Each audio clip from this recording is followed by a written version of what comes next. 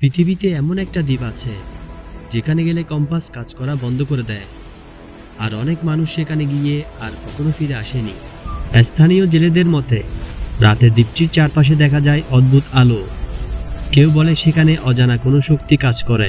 সবচেয়ে ভয়ঙ্কর বিষয় হলো স্যাটেলাইট ছবিতেও জায়গাটা অস্বাভাবিক দেখায়। 1973 সালে একদল অভিযাত্রী এই দ্বীপে যাওয়ার সিদ্ধান্ত নেয়।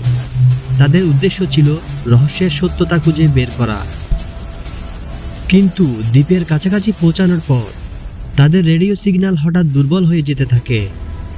এরপর তারা শেষ যে মেসেজ পাঠায় তা শুনে সবাই আতঙ্কিত হয়ে যায়। তাদের একজন চিৎকার করে বলেছিল, আমরা এখানে একা নই। তারপর হঠাৎ করেই যোগাযোগ সম্পূর্ণ বন্ধ হয়ে যায়। কয়েকদিন পর উদ্ধারকারী দল সেখানে পৌঁছায়, কিন্তু তারা কোনো মানুষ খুঁজে পায়নি। শুধু পাওয়া গিয়েছিল পরিত্যক্ত নৌকা আর ছড়িয়ে থাকা কিছু অদ্ভুত চিহ্ন। আজও কেউ জানে না সেই অভিযাত্রীদের আসলে কি হয়েছিল।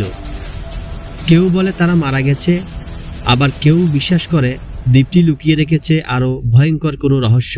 কি মনে হয়, এটা কি শুধুই গুজব, নাকি সত্যিই সেখানে লুকিয়ে আছে অজানা কিছু?